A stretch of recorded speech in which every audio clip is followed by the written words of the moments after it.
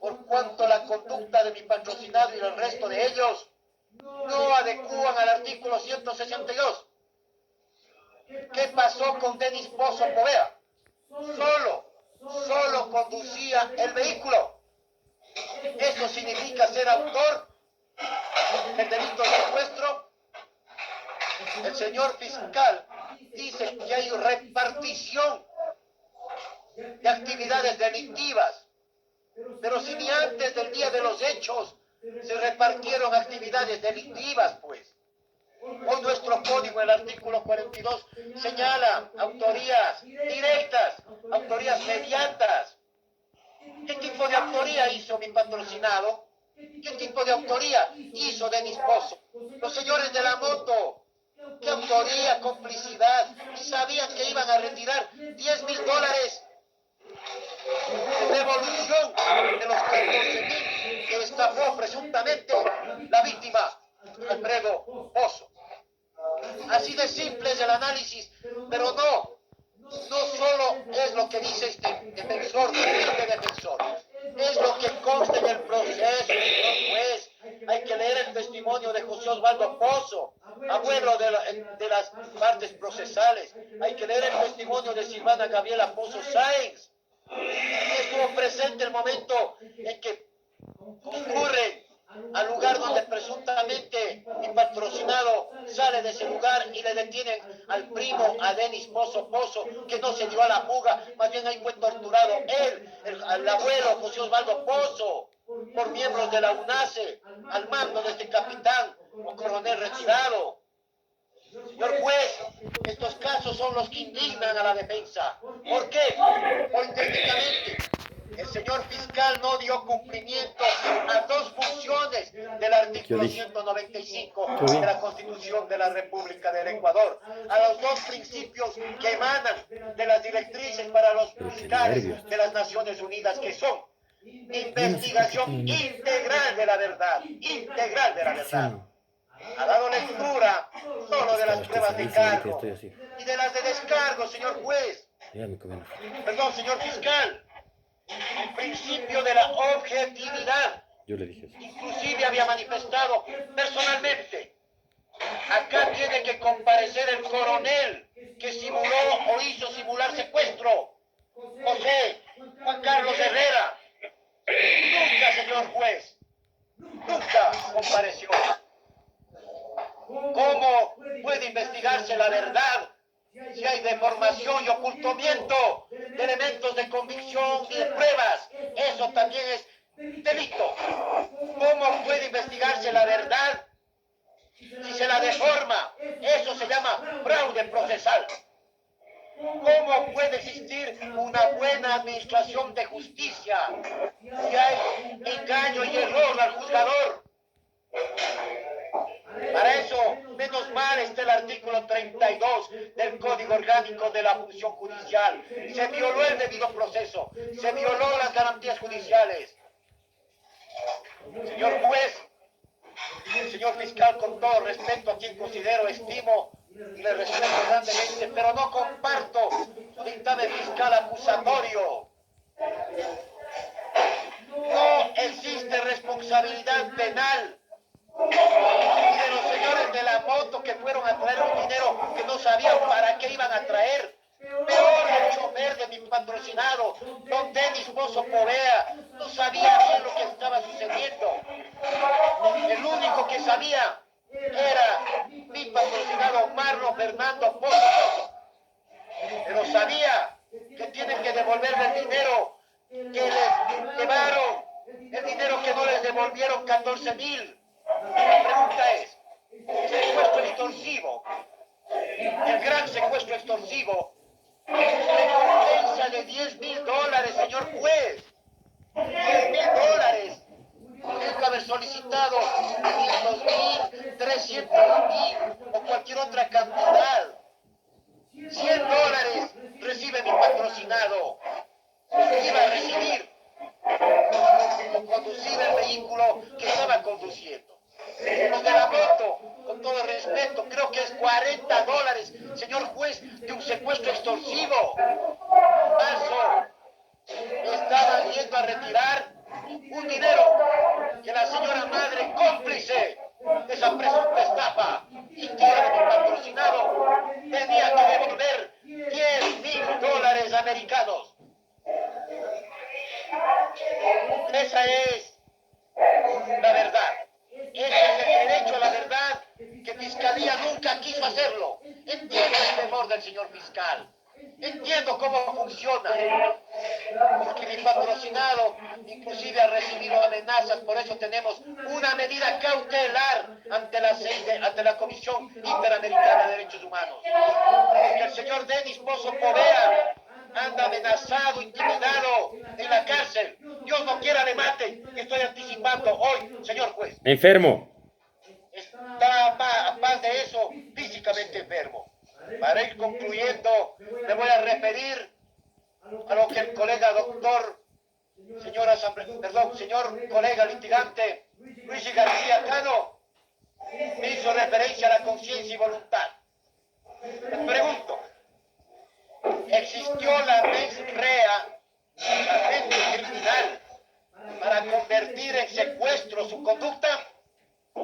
Existió la voluntad, la conciencia, el dolo, la intención de irrogar o causar daño a su primo hermano, a quien en años anteriores le dio de todo, dinero, le presentó mujeres, chuparon, comieron, llevó a Estados Unidos, le dio su residencia.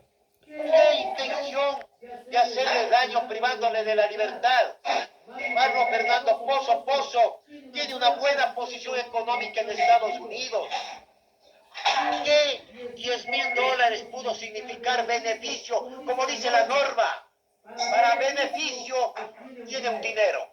Para beneficio personal, ¿qué beneficio personal obtenía con el presunto secuestro? ¿Bajo qué tipo de engaño? Ninguno, señor juez, porque el primo hermano víctima hoy fue con conciencia, con voluntad, y a él sí hay que decirle que tiene rasgos psicopáticos, según aparece de la pericia, es decir, tiene rasgos en este sentido de hacer daño a la gente. Hoy ha hecho daño no solo a su primo hermano, a quien le recibió $14,000 para un negocio. Ha hecho daño a otro señor, Denis Pozo, a la señora Ruth Marriagui, creo que es, y al otro joven. Ellos están presos. Pero más daño ha hecho a toda la familia, señor juez. No solo en lo económico, sino en las privaciones de las libertades de los chicos que hoy siguen siendo inocentes. No hay una presunta responsabilidad penal para el delito de secuestro. Sí debo manifestar, señor juez, y eso si quiere hacerlo, debe hacerlo, debió hacerlo el señor fiscal. Iniciar otra indagación previa por el delito de intimidación, porque sí le intimidó, sí le amenazó, pero para que devuelva el dinero, y eso sí es delito. Por eso le dije a Marlon Fernando Pozo, eso sí es delito. Si tiene que pagar por algún delito, que lo haga por el delito de intimidación, amenaza, pero no por secuestro extorsivo. Nosotros sí vamos a presentar la demanda, la denuncia penal por el delito del artículo 163, simulación de secuestro. La próxima semana lo haremos. Vamos a presentar por fraude procesal, señor juez. Ahí están los elementos, el principio de ponderación que rige el sistema procesal penal acusatorio. Habrá que establecer lo que llaman en los seminarios de fiscalía el bloque de constitucionalidad, el principio de convencionalidad de la Corte Interamericana de Derechos Humanos. Habrá que pesar entre los derechos, libertades y garantías de los presos privados de la libertad, que más se les llama PPLs, frente al derecho de la presunta víctima, frente al abuso de la presunta víctima, frente al engaño de la presunta víctima de hacer aparecer como secuestro extorsivo, frente al engaño con fraude procesal, frente al engaño al juzgador de la presunta víctima. Señor juez, menos mal me siento garantizado, al menos en esta unidad judicial, de que puede dar cada uno lo que le corresponde. Concluyo solicitando, señor juez, la aplicación del artículo 605 del Código Orgánico Integral Penal. Esto es, que se dicte sobreseimiento a mi patrocinado por no concurrir los hechos para materialidad y mucho menos para responsabilidad penal. Peor de los otros procesados, señor juez. ¿Cuánto tiene que ver su señoría a la prisión preventiva en la que solicita el señor fiscal? Con todo respeto, a quien no comparto, debemos establecer que mi patrocinado ha comparecido en este proceso, rindió su versión, ha comparecido colaborando con la fiscalía. Nosotros fuimos, señor juez, constan de fechas 5 de octubre, de muchísimas otras que constan en el proceso, múltiples peticiones de mi patrocinado a establecer la verdad. Ha colaborado mi patrocinado y está dispuesto a seguir colaborando, dando la cara a la justicia. Técnicamente solicito lo dispuesto en el artículo 521 del Código Orgánico Integral Penal por haber variado y cambiado las circunstancias cuando se inició la prisión preventiva. Nuestro Estado ecuatoriano, solicito, señor juez, que se tenga en consideración lo dispuesto en el artículo 77, numerales 1 y literal 11 de la Carta de la Constitución de la República del Ecuador, como medida sustitutiva pueda firmar periódicamente ante la autoridad que su señoría así lo disponga. Claro, siempre y cuando no se dicte el sobreseimiento, que está muy claro a favor de mi patrocinado. Se tenga en consideración lo dispuesto en el artículo 522, numerales 1, 2 y 4. Inclusive, la prohibición de ausentarse del país. Mi fiscalía me dirá, esto es de verdad procesal. No, señor fiscal, mi patrocinado puede venir de Estados Unidos acá, o de España, a Ecuador, y a dar la cara para que salga la verdad.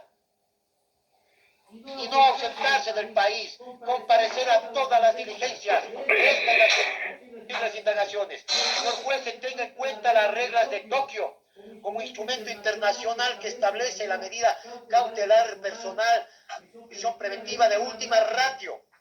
Se tenga en cuenta como jurisprudencia internacional el caso Vera versus Ecuador, el caso Chaparro Lambo versus Ecuador, en cuanto a las violaciones a las garantías judiciales y el debido proceso.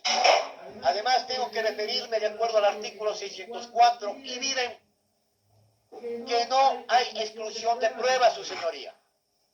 Más bien faltó elementos de comisión para la verdad. Y en cuanto tiene que ver con el anuncio de la prueba, hay un principio fundamental que ya lo mencionó el señor doctor Luigi García Cano, que es la comunidad de la prueba. Por comunidad de la prueba, en la audiencia de juzgamiento presentaremos prueba documental, instrumental, testimonial y material, la misma solicitada tanto por el señor fiscal señor doctor Torres, el señor acusador particular a través del señor doctor Stanley López, y la solicitada por los señores doctores Luigi García Cano y el colega Mauro Durazno. En este sentido, señor juez, además se considerará como anuncio de prueba el testimonio del señor Kenny Ricardo Pozo Sáenz, el testimonio de Silvana Gabriela Pozo Sáenz, el testimonio de José Osvaldo Pozo y el de Ámbar Dayabeni Castillo Parra. Concluyo, señor juez, solicitando la aplicación del sobreseimiento en concordancia con lo que dispone la Declaración Universal de los Derechos Humanos en sus artículos 1 y 10 de 1948, esto es, el derecho de haber sido escuchado, como efectivamente con todas las garantías se nos ha dado, de mi patrocinado, pero también las garantías de los artículos 12, 11, 14, 17 del Pacto Internacional de Derechos Civiles y Políticos de 1960.